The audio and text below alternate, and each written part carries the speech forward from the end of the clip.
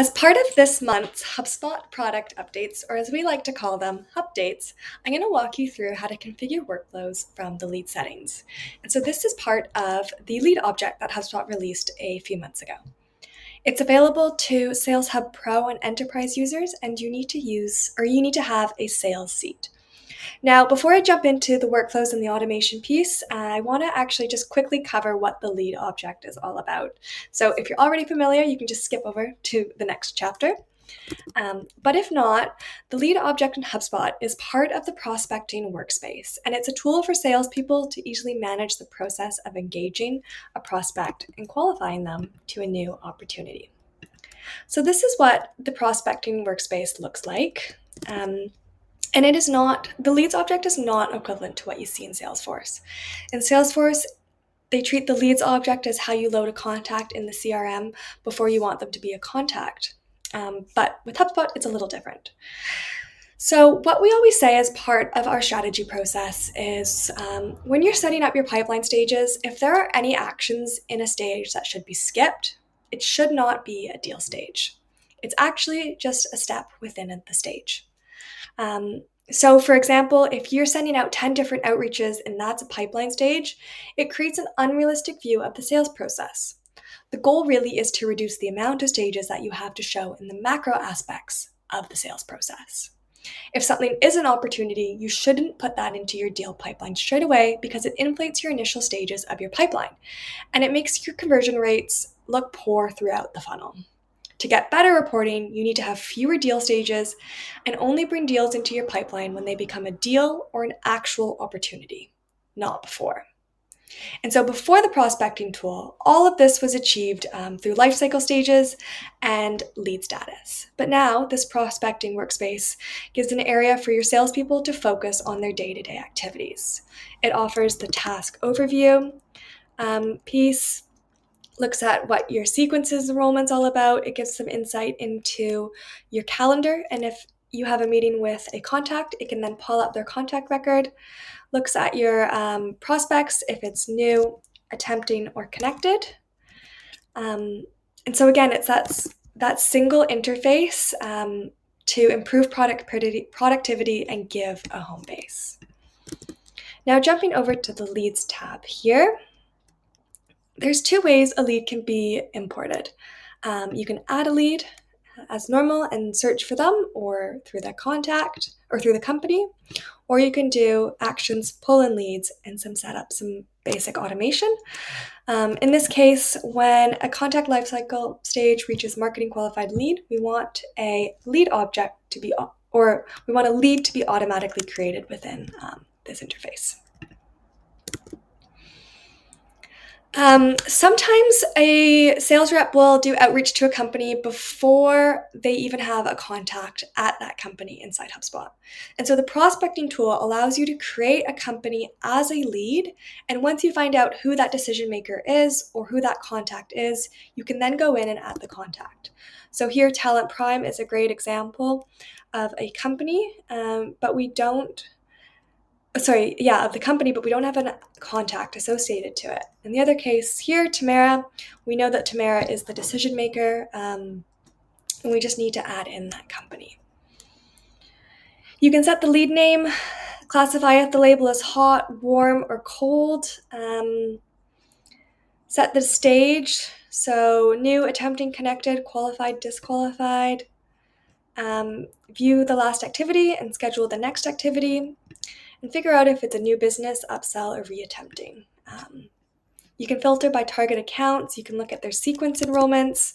Again, it's that sort of single limited view and that home base. So now over to the automations piece of this HubSpot update. So if we jump into settings, and then we'll scroll down to objects, leads. We'll go over to pipeline, and then here you can see what your pipeline stage is all about. And you configure them according to what your business is. This is just HubSpot standard ones. I've sort of set this that if a lead is moved to qualified, we need to have a deal created. And I'll show what that looks like in the automation stages. So you can do a lot of automation with lead object. First off, you can create lists of leads, but in terms of automations, you can do it directly from your settings, which is neat. So I've created two sort of basic automations. The first one is if a lead is determined to be disqualified, then we're going to update their qualification status on the company record, also perhaps the contact record, to be qualified out so that everything is standardized. And your rep is only needing to update it once in that single workspace. The next automation that I've built is when a lead reaches qualified, we're gonna create a deal. So that's where that deal needs to be created. So we've set up the automation so that the building blocks of that deal are being built. We're going to assign it to the existing owner of the lead, and the deal name is going to be the primary object, so the company name, and then they can go in and edit this themselves. We're going to set an automatic close date as to what the sale sequence is. You don't need to. I've just done that, and then that way, or sorry, not the sales sequence, what the sales cycle is. You don't need to do that, but just in case, and you can go in and edit it again. So those are two basic pieces of automation that you can do directly from lead settings. If you have any questions, give us a shout, and if not, hope you find this useful.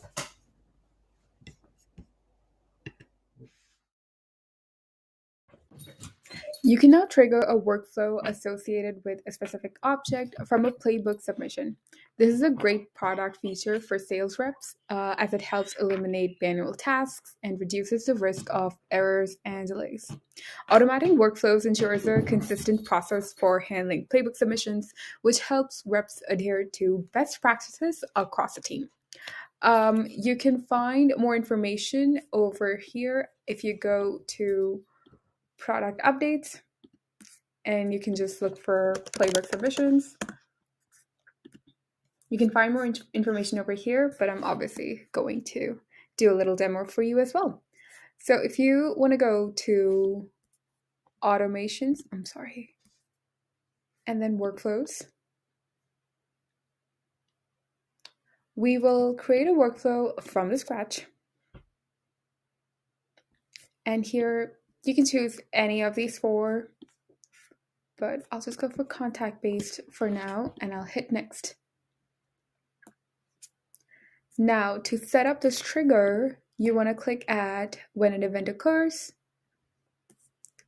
And under criteria, you can look for playbook log under CRM. And now to add the criteria, you can either use playbook, and you will select any of the playbooks that you have already added. This is a test portal, so most of these are just test. If not, if you don't want to choose a playbook, you can also select a user ID. And that could be any one of your... Yep. I'm just going to select myself for now. You can add more filters if you want to, and I'll click save. Once the trigger is set up, you can choose an action to occur in any of these four categories: communications, CRM, marketing, or data ops.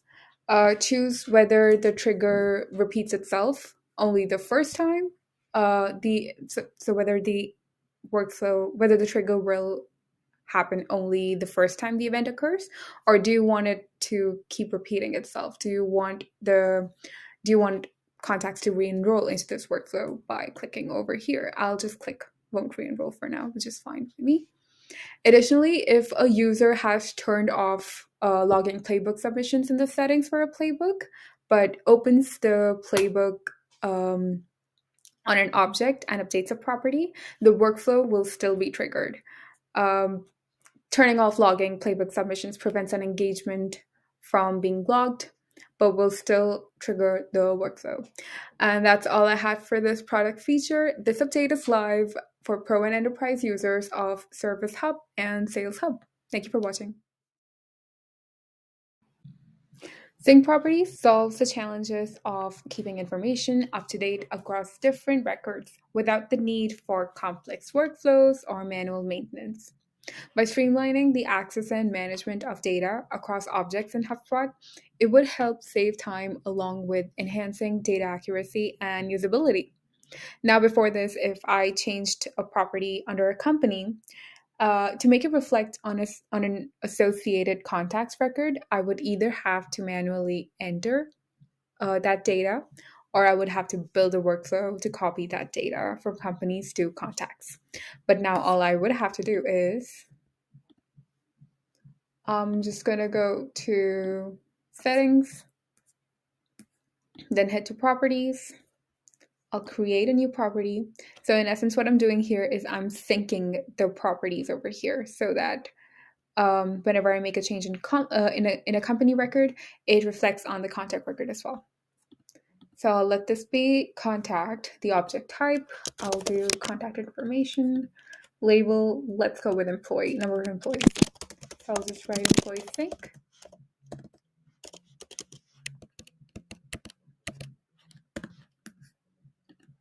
Field type, and over here I select property sync. I'm looking for, sorry, there you go.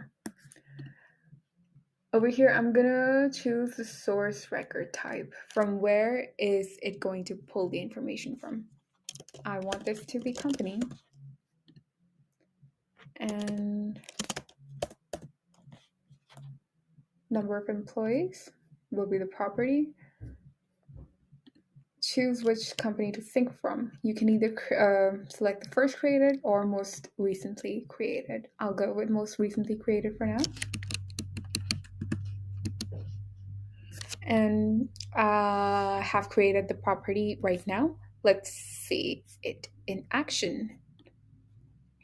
I'll have contacts open in one, and I'll have companies open in the other.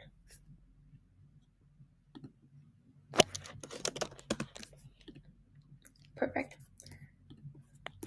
Now let's pick a company, and I believe this employee is of this company. Let's go to properties of both of them.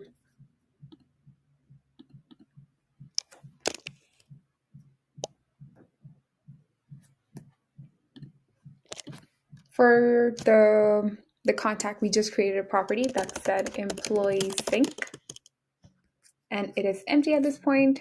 And over here, we have number of employees, the one that we wanted to pull information from. If we add 100 over here, and I'm going to click save, let's see if it reflects here. From the same, oh, there you go. Okay, cool. There you go. So yeah, there we have it. You don't have to create those workaround workflows, those makeshift workflows to just copy data from one record to the other. You can easily do that using property sync feature. This update is now on public beta and is available for pro and enterprise users of marketing, CMS, ops, sales, and service. Thank you for watching.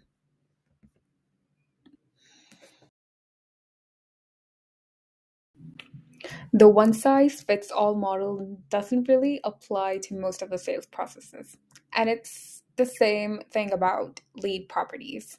So the way we've had lead properties and lead as an object until this point was that we could only use the default properties available on the lead object in HubSpot. However, many organizations have complex sales processes that require modifications to their out-of-the-box model.